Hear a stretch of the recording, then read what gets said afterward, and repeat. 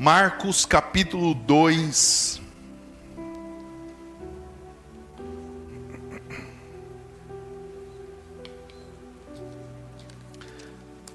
Evangelho do Senhor Jesus Cristo, segundo escreveu Marcos, capítulo 2, versículo de número 1 ao 5. Nós vamos estar lendo estes versículos. Marcos 2, 1 ao 5. Quem encontrou, diga amém. Quem não encontrou, diga: terça-feira tem culto de ensino. Fala: terça-feira tem culto de ensino, 7h45, aqui na igreja. Marcos capítulo 2, versículo 1 ao 5, diz assim: dias depois, Jesus entrou de novo em Cafarnaum, e logo se ouviu dizer que ele estava em casa. Jesus estava onde? Em casa. Muitos se reuniram ali, a ponto de não haver lugar, nem mesmo junto à porta. E Jesus anunciava-lhes a palavra. O que Jesus fazia na casa? Anunciava a palavra. Trouxeram-lhe então um paralítico, carregado por 4 homens, e não podendo aproximar-se de Jesus, por causa da multidão, removeram o telhado no ponto correspondente ao lugar onde Jesus se encontrava. E pela abertura, desceram o leito em que o paralítico estava deitado. Vendo-lhes a fé, Jesus, vendo a fé deles, disse ao paralítico: filho, seus pecados estão perdoados. Alguns escribas estavam sentados ali e pensavam em seu coração: como ele se atreve a falar assim? Isto é blasfêmia. Quem pode perdoar pecados a não ser um, que é Deus? Jesus, percebendo imediatamente em seu espírito que eles estavam pensando assim, disse: por que vocês estão pensando essas coisas em vosso coração? O que é mais fácil? Dizer a este paralítico: os teus pecados estão perdoados? Ou dizer: levanta-te, toma o teu leito, tua cama e ande? Mas isso é para que vocês saibam que o Filho do Homem tem autoridade e poder sobre a terra para perdoar pecados. E disse então ao paralítico: eu digo a você, levanta-se, entregue o seu leito, deixe sua cama e ande. Verso 12: ele se levantou e no mesmo instante pegou o leito, retirou-se à vista de todos, a ponto de todos se admirarem e darem glória a Deus, dizendo: jamais vimos coisa assim. Amém? Senhor nosso Deus e Pai, em nome de Jesus, nós lemos a Tua palavra e nesse momento nós vamos meditar, Pai, na Tua palavra. Ó Deus, porque eu creio que o Senhor tem uma mensagem para o nosso coração nesta noite, Senhor. Não deixa nós sairmos daqui sem ouvir a Tua voz, sem, ó Deus, ouvir a direção do Senhor para as nossas vidas. Fala, Pai, com o coração da Tua igreja, fala conosco, em nome de Jesus. Amém. Meus irmãos, nos evangelhos de Mateus, de Marcos, de Lucas e de João, os 4 evangelhos de Jesus, nós temos registrado na palavra 35 milagres operados por Jesus Cristo. 35 milagres que Jesus realizou. Os 4 evangelistas, Mateus, Marcos, Lucas e João, registraram relataram, escreveram 35 milagres que Jesus fez na terra. Nós sabemos que Marcos, ele tem a intenção de demonstrar Jesus como servo. Nós estamos aprendendo aqui no culto de ensino, às terças-feiras, sobre os evangelhos. Mateus, Marcos, Lucas e João. Mateus apresenta Jesus como sendo rei, o rei prometido do Antigo Testamento. Então Mateus, Levi, ele tem a responsabilidade e a intenção de apresentar Jesus aos judeus como sendo um rei legítimo, o rei cujo seu reino não é o da terra, mas é o reino celestial, o reino dos céus, e neste reino Jesus é rei. Marcos tem a incumbência de apresentar Jesus como servo. Jesus, ao mesmo tempo que é rei, ele também é servo. Ele não veio para ser servido, mas veio para servir. Lucas, ele quer apresentar Jesus como homem. Lucas era um médico, um historiador, um discípulo de Paulo. Lucas conheceu Jesus Cristo e ele então, nas suas andanças, nas suas pesquisas, como médico, ele então relata Jesus, a história de Jesus, e o enfoque que Lucas dá é na humanidade de Jesus. Ele é rei, ele é servo, mas ele sente sono, ele sente fome, ele dormiu, ele pegou a chibata e bateu nos religiosos que estavam no templo, vendilhões do templo, que faziam da casa de Deus um grande comércio. Então Jesus sentiu a ira de Deus ali e disciplinou aquelas pessoas. Jesus era 100% homem. João tem a incumbência e a responsabilidade de apresentar Jesus como sendo Deus. Ele é rei, ele é servo, ele é homem e ele é Deus. Acima de tudo, ele é Deus. Fecha então os 4 evangelhos e fecha Jesus como nessas 4 perspectivas de rei, de servo, de homem e de Deus. Marcos, que nós lemos aqui, é João Marcos. Ele é sobrinho ou primo de Barnabé. João Marcos. Ele também era um jovem. Ele não era discípulo de Jesus. E ele é um jovem que cresceu e nas viagens missionárias do apóstolo Paulo. Mas num entrevero que deu entre Paulo e Barnabé, então Barnabé foi para um lugar junto com esse Marcos, e Paulo foi para outro lugar junto com Silas.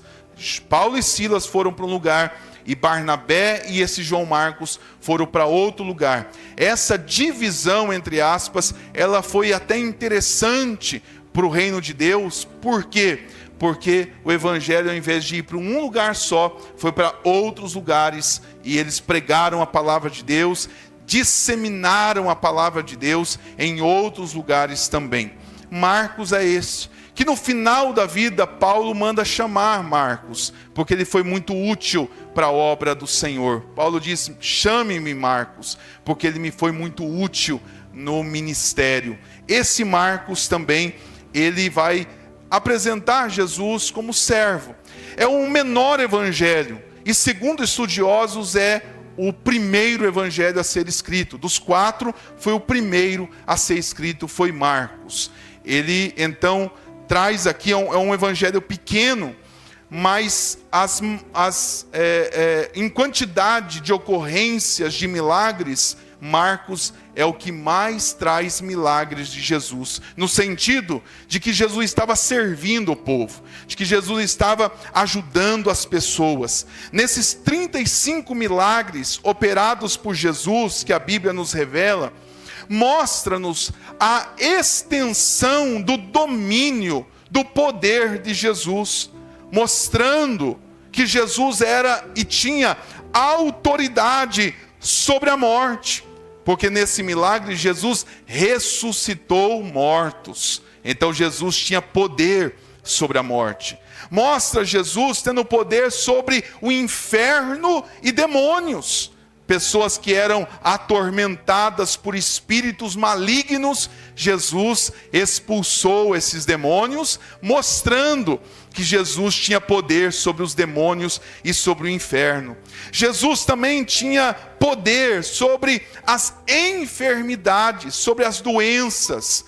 Aqui nós vemos um paralítico andar, um paralítico sair do leito, da cama, um paralítico que não podia outrora andar, ficar sobre os pés, mas Jesus Cristo curou ele, assim como curou também aquela mulher com fluxo de sangue, assim como libertou tantas pessoas que estavam enfermas, e Jesus curou as pessoas, tirou a enfermidade delas, abençoou essas pessoas também, mostrando que Jesus tinha poder sobre a enfermidade. Jesus também tinha poder sobre a natureza. Jesus andou sobre as águas, um grande milagre. Jesus, ele acalmou uma tempestade, também um grande milagre, ou seja, Jesus tinha poder sobre os fenômenos naturais, sobre as naturezas. Então, acima dos demônios, acima do inferno, acima das doenças, acima dos fenômenos naturais da natureza, acima da morte, Jesus tinha poder. Ele fez milagres por toda a sorte, todo tipo, toda espécie de situações. Jesus agiu. Então, nada é impossível para Deus. Alguma coisa, isso aqui Deus não fez. Não, Jesus fez todas as coisas, de todas as maneiras. Mas Jesus não fez só 35 milagres, ele fez muito mais. Esses 35 estão registrados na Bíblia. Mas a Bíblia diz em João, olha só, João capítulo 21, versículo de número 25. João capítulo 21, versículo 25. João diz assim: há, porém, ainda muitas outras coisas que Jesus fez. Se todas elas fossem escritas, ou se todas elas fossem relatadas por uma pessoa, penso que nem no mundo inteiro caberiam livros que seriam escritos. João está dizendo assim: se uma pessoa registrasse tudo que Jesus fez, seriam tantos livros. E ele usa aqui uma expressão, lógico, de um exagero, de uma hipérbole, né? De uma figura de linguagem, que esses livros não caberiam no mundo inteiro. Então seriam muitos livros sobre os milagres que Jesus fez. Então Jesus não fez só 35, ele fez muitas outras obras que ele fez, milagres que ele praticou. Esse milagre que nós lemos aqui, de Marcos 2, versículo 1 até o 12, esta cura deste paralítico em Cafarnaum, né? Esse milagre, estudando ele, nós vemos aqui que nós podemos perceber 4 atitudes virtuosas que aconteceram aqui neste texto.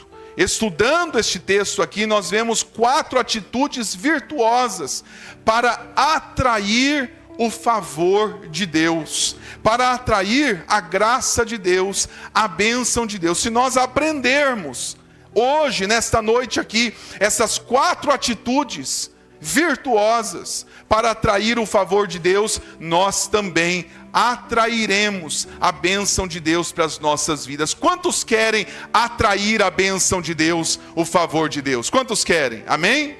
Nós queremos atrair a bênção, o favor de Deus. Por isso o tema dessa mensagem é 4 atitudes virtuosas para o favor de Deus. 4 atitudes virtuosas para o favor de Deus. Se nós queremos, irmãos, atrair o favor de Deus, a primeira atitude que eu aprendo aqui nesse texto está no versículo 3. No versículo 3, no versículo 1 e 2, Jesus estava reunido numa casa, e esta casa tinha muita gente para ouvir Jesus, que não tinha lugar, né, para as pessoas entrarem. Então a casa estava cheia, e nesta casa Jesus estava pregando, estava ensinando, Jesus estava anunciando o reino de Deus, Jesus estava falando coisas de fé, coisas do reino celestial. As pessoas estavam ouvindo Jesus dentro desta casa. No versículo 3 a gente vê aqui, e trouxeram-lhe então um paralítico carregado por 4 homens. Ou em algumas traduções vieram junto com um paralítico. A primeira atitude que eu aprendo aqui neste texto, neste milagre, é que eles tiveram uma iniciativa. E vieram, trazendo o paralítico. Esses 4 homens tiraram aquele paralítico da casa onde ele estava e foram até a casa aonde Jesus estava. Eles tiveram uma iniciativa. Essa é uma primeira atitude. Eles não ficaram lamentando, eles não ficaram chorando em casa, eles não ficaram se lamentando, eles não ficaram ali usando de desculpas, apenas ali junto com aquele paralítico. Talvez esses 4 amigos deste paralítico, deste homem aqui que não conseguia andar, foram visitar este amigo em casa. Ao visitarem este amigo em casa, eles não ficaram se lamentando apenas. Eles pensaram e falaram: vamos até aonde Jesus está. Vamos levá-lo para a presença de Jesus. Eles não ficaram em casa, eles não ficaram acomodados. Quantas pessoas têm uma dificuldade, têm um problema, têm uma situação que não está boa, e que ficam acomodados, e que ficam choramingando, e que não tem uma iniciativa para mudar esta história, que não tem uma iniciativa para mudar esta realidade, que não vão até a presença de Deus.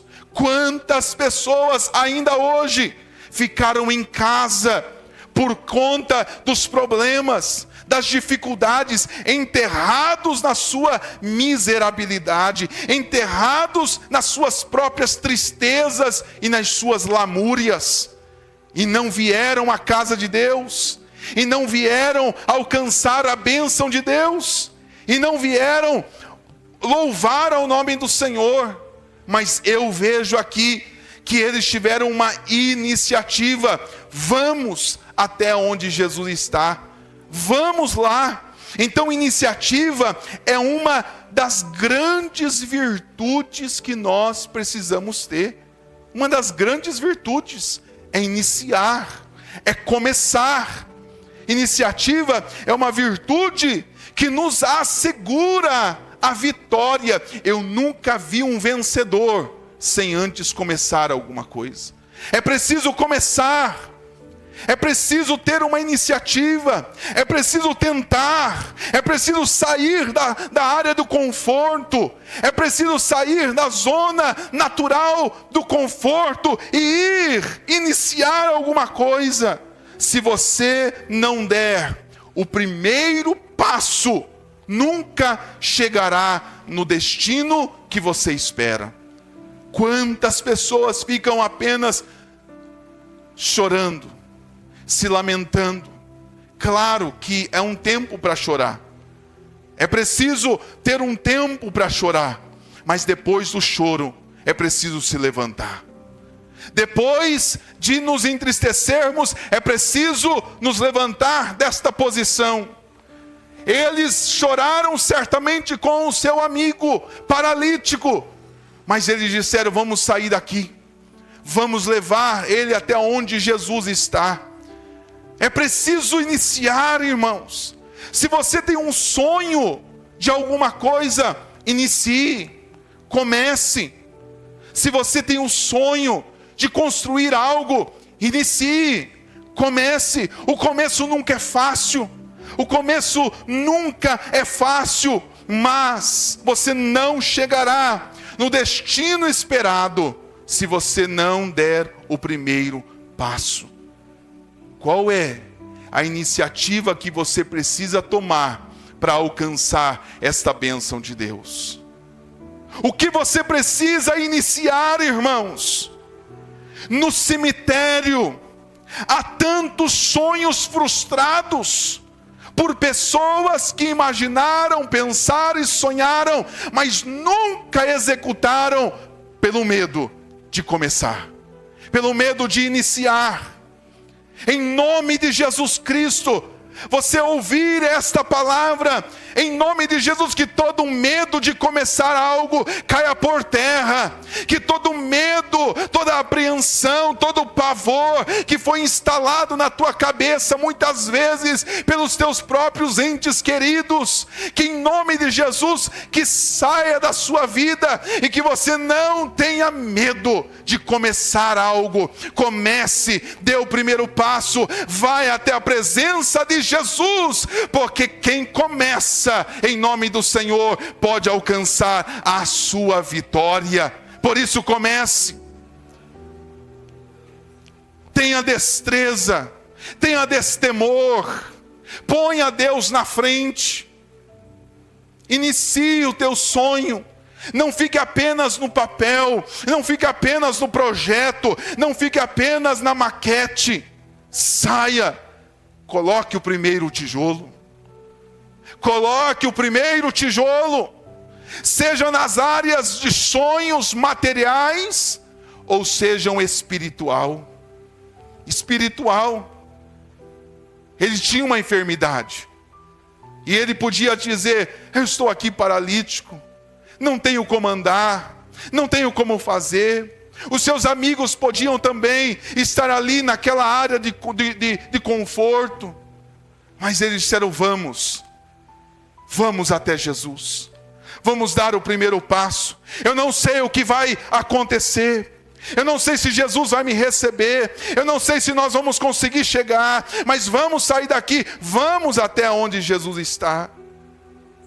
Você veio aqui à igreja, você veio louvar, você veio adorar o Senhor. É assim que nós vencemos.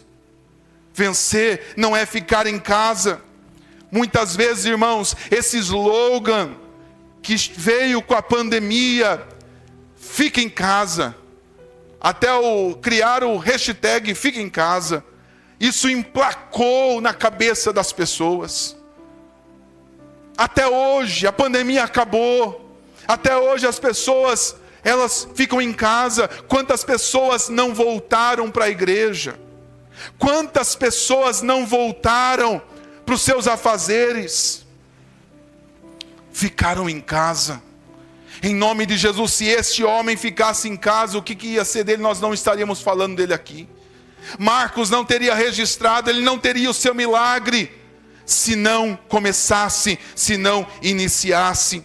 A primeira atitude para ter a vitória é iniciativa. Inicie. Comece, busque a Deus, comece uma campanha de oração, comece uma campanha de jejum, comece a vir à igreja, comece a buscar a Deus, comece o seu projeto, comece o seu sonho, põe o primeiro tijolo e use a tua fé. Deus vai te dar vitória nisso em nome de Jesus. Quantos creem nessa palavra? Amém?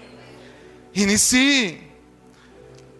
A outra atitude para alcançar o favor de Deus, além da iniciativa, eles chegaram lá e eles encontraram o quê? Uma casa cheia. Eles encontraram uma casa cheia, obstáculos. Quem começa tem obstáculos. Encontraram uma casa cheia, não puderam entrar. E eles poderiam, meus amados irmãos, virarem, darem meia volta, virarem as costas e voltar para casa com, como diz, a viola no saco. Tentamos, não deu certo. Frustrados. Será que foi assim? Não. Eles encontraram um obstáculo e eles tiveram uma segunda atitude louvável que nós aprendemos aqui nesta noite, eles usaram uma criatividade. Foram extremamente criativos. Quem pensaria desta maneira? Eles chegaram naquela casa, o natural seria bater na porta. Ou o natural, vamos esperar o culto acabar. Vamos aguardar Jesus. Dispensar as pessoas irem embora. Eles poderiam ter outras soluções. Chegaram lá, a casa estava abarrotada, gente pelo ladrão, estava cheio. Eles poderiam virar as costas e ter outras tantas atitudes. E um olhou para o outro, eu fico conjecturando, eu fico pensando, que um olhou para o outro e dizendo assim: oi rapaz, não deu certo, hein? Olha aí, ó, o mestre não vai nos receber. Olha aí, não tem, olha, a casa está cheia, e agora? Vamos voltar? Não vamos voltar não. Quantas vezes somos tentados em voltar, irmãos? Quantas pessoas vieram à igreja e acontece em qualquer coisa, uma situação que saiu do controle, vão para casa, sem terminar o culto, perderam a bênção, voltam para casa. Quantas pessoas perdem as bênçãos, perdem o favor de Deus. Por quê? Porque não perseveram. Você acha que na vida todo mundo vai sorrir para você?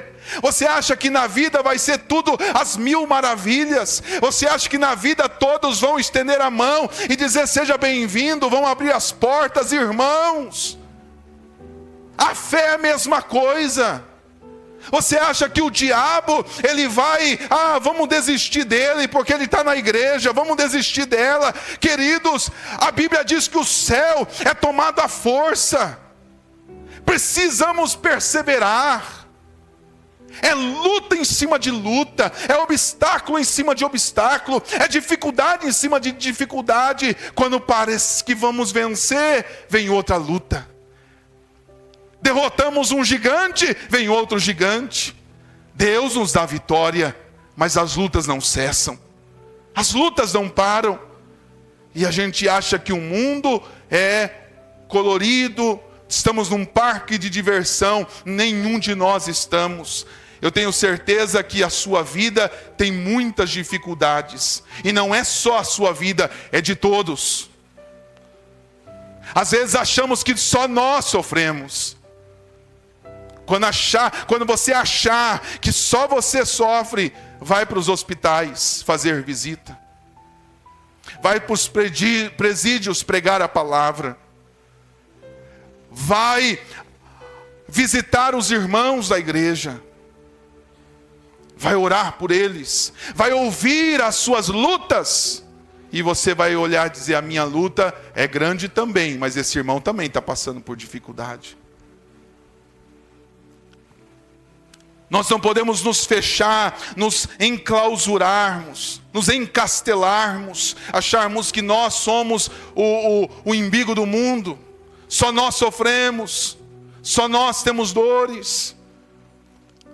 Todas as pessoas estão lutando, e eles poderiam voltar, mas eles foram tão criativos, que é uma criatividade tão tremenda. Um olhou e falou assim: não tem como ir pela janela, não tem como ir pela porta.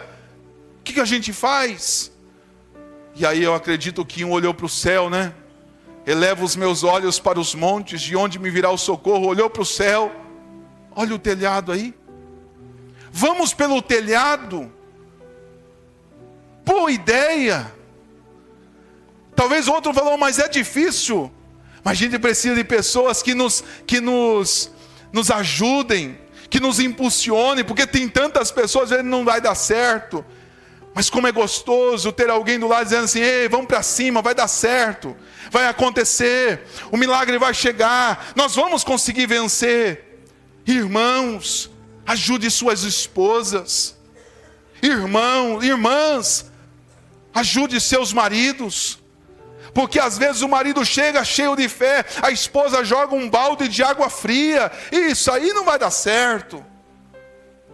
Às vezes a esposa está crente, a esposa está na fé, está no óleo, a esposa está bem na presença de Deus, e o marido vai dizer assim: não, isso aí não dá certo. Joga um balde de água fria.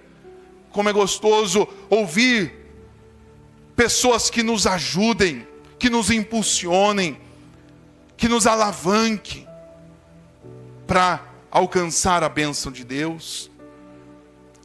Um teve uma ideia: vamos pelo telhado. O outro concordou: vamos então. O outro já subiu pelo telhado. A Bíblia não conta isso, né? Ela resume. Mas um foi pelo telhado, já puxou umas telhas, já puxou uma corda, juntou na tábua que estava, foi puxando, chegou no telhado, o paralítico no telhado, irmãos.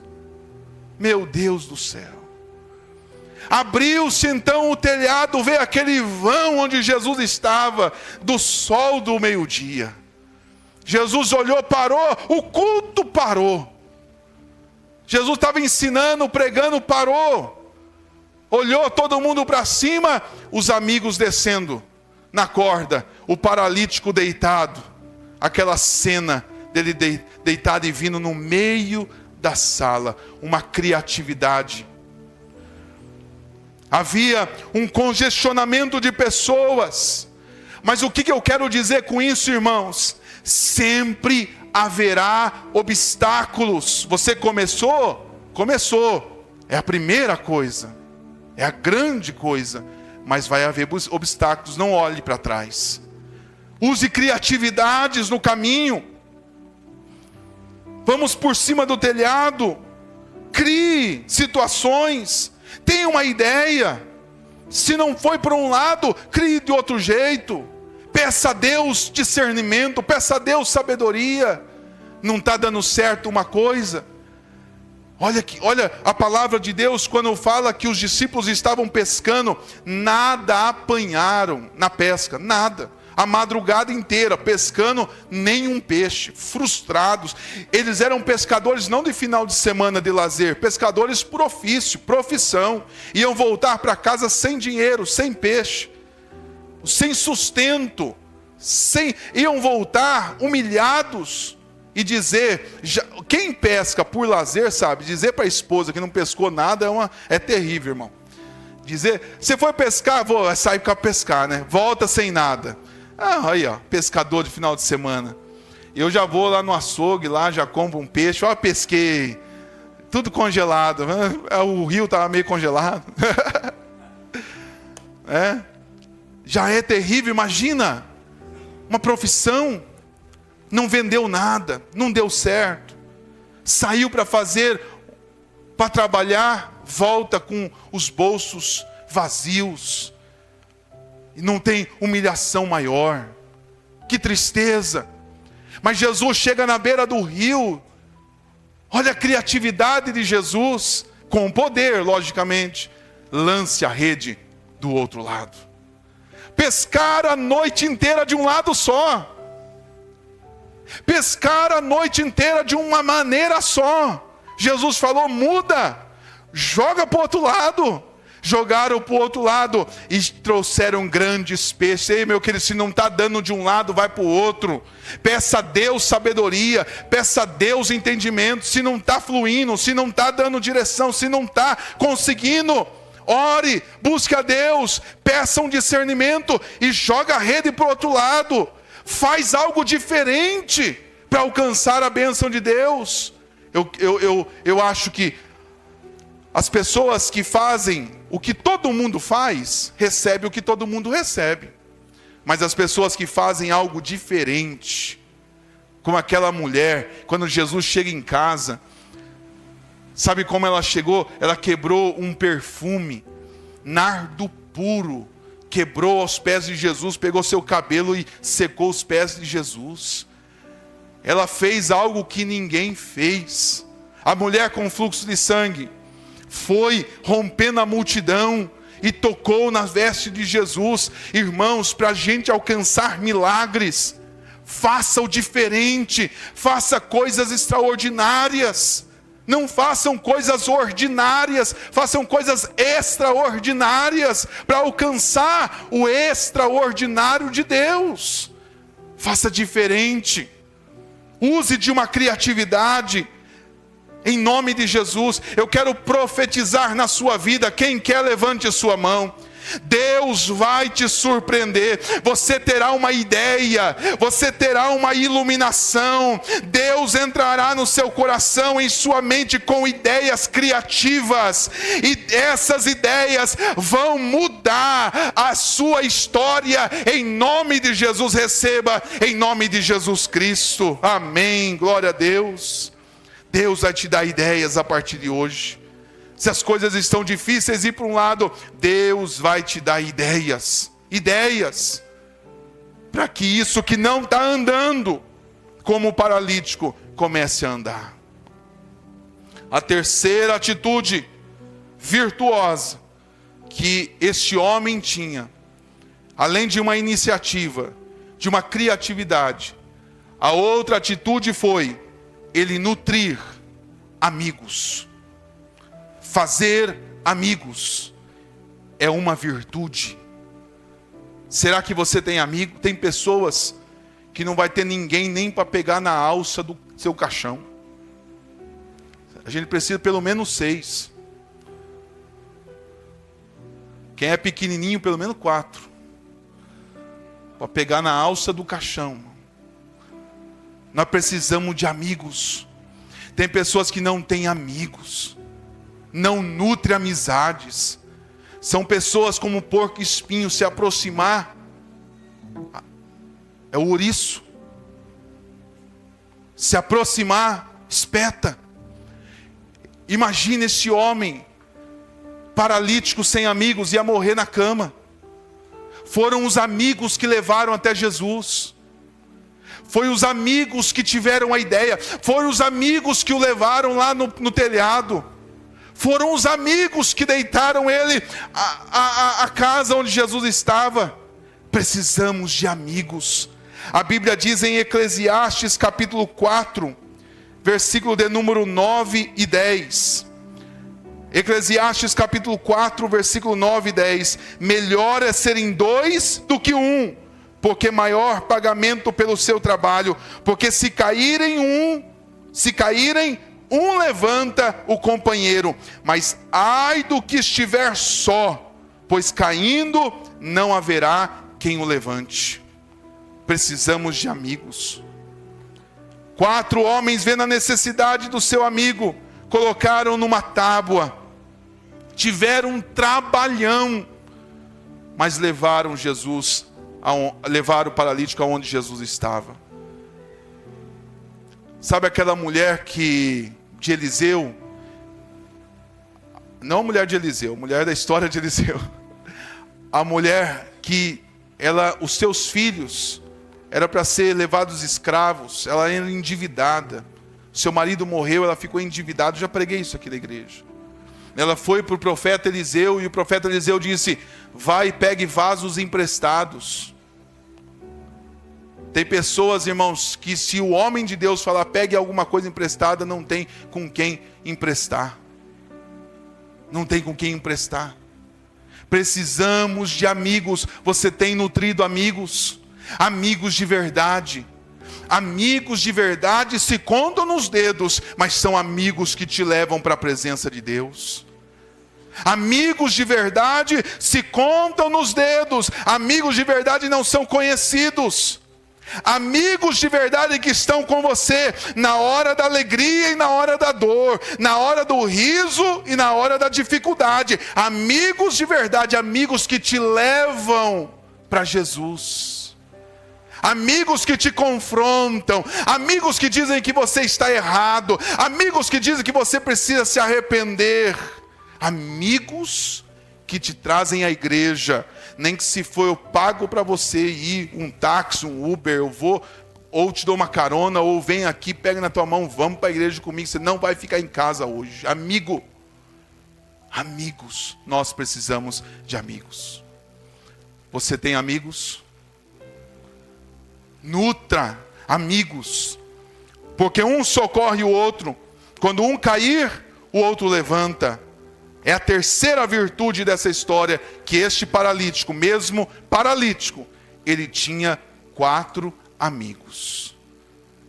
Isso foi primordial para ele alcançar a bênção de Deus, porque senão ficaria lá sem amigos. Você tem amigos que te levam para a presença de Deus? Ou quando o amigo diz que você está errado, você não aceita? Ou amigos que te levam para outros lugares a não ser Deus? Esses não são amigos. Amigos de verdade te levam para a presença do Senhor. E a última virtude, quarta e última virtude que este texto aqui nos mostra, está no versículo 5. Jesus, vendo a criatividade deles, dos amigos descerem ele, versículo 5, Jesus viu-lhes a fé. Jesus viu a fé que eles tinham. É a quarta e última virtude desse texto que eu destaco aqui. Jesus viu a fé. Jesus está vendo a tua fé, meus amados. Nessa situação que você está se encontrando, nessa dificuldade que você tem, nesse milagre que você precisa da parte de Deus, Deus pode olhar para você e encontrar fé no seu coração? Deus pode encontrar fé. Jesus vendo a fé destes homens e deste paralítico, ele viu a fé. A Bíblia diz, irmãos, que sem fé é impossível agradar a Deus. Sem fé é impossível. Tem pessoas que não têm fé. Tem pessoas que vêm à igreja e não têm fé. Tem pessoas que se declaram cristãos e não têm fé. Que Deus possa olhar em meu e em teu coração, homens e mulheres, jovens de fé, pessoas de fé. Você tem fé que essa situação possa mudar? Você tem fé que essa situação pode reverter? Você tem fé de que Jesus pode operar um milagre em nome de Jesus? Você tem fé que a água pode te transformar no vinho? Você tem fé em nome de Jesus? Eu sou um pregador de fé. Eu estou pregando para vocês fé, para que vocês sejam alimentados e cheios de fé, para que vocês vençam as barreiras e as dificuldades. A Bíblia diz que a fé vem pelo ouvir, e ouvir a palavra de Deus. Eu estou pregando a palavra para que seja gerado em teu coração fé, porque a fé, a Bíblia diz que ela move montanhas, em nome de Jesus. Quero convidar o Ministério de Louvor para vir aqui à frente. Fé. E quando Jesus viu fé, o que Jesus fez? Olhou para aquele paralítico e disse: filho, os teus pecados estão perdoados. Deus tem perdão para a sua vida, meu amado. Deus tem perdão para os seus pecados. Não importa o que você fez, o que você deixou de fazer, Deus tem perdão para você. Deus, Ele te perdoa pela sua infinita graça e misericórdia. Mas eu pequei, mas eu falhei, mas eu fiz isso, mas eu fiz aquilo. Irmãos, Deus tem perdão para você. Em nome de Jesus, Deus te perdoa. Você pode contar com o perdão de Deus. O homem pode te jogar na cara, o homem pode falar e continuar acusando, mas se você pediu perdão, se você se arrepender, em nome de Jesus, sabe o que Deus faz com os teus pecados? Lança e joga no mar do esquecimento e nunca mais te lança em rosto. Este é o nosso Deus que tem perdão para as nossas vidas. Glória a Deus. Ele nos perdoa. Você pode contar com o perdão de Deus. Você pode contar com o favor de Deus. E quando Jesus perdoou aquele paralítico, perdoados estão os teus pecados. Sabe, então aqueles religiosos, aqueles fariseus estavam ali e perguntaram-se: mas quem é ele que perdoa pecados? Quem é Jesus que pode perdoar pecados? Existe só um que pode perdoar pecados: Deus. Quem é Ele? Jesus, conhecendo o coração deles, disse para eles: por que vocês arrazoam em vossos corações? Por que vocês questionam em vossos corações se eu tenho o poder de perdoar pecados? O que é mais fácil dizer? Perdoados estão os teus pecados, ou levanta e anda? E aí Jesus disse: para que prove que eu sou o Filho de Deus, eu digo para este homem: levanta e anda. Em nome de Jesus, nesta noite, se você crê, Deus vai te levantar e você vai começar a andar.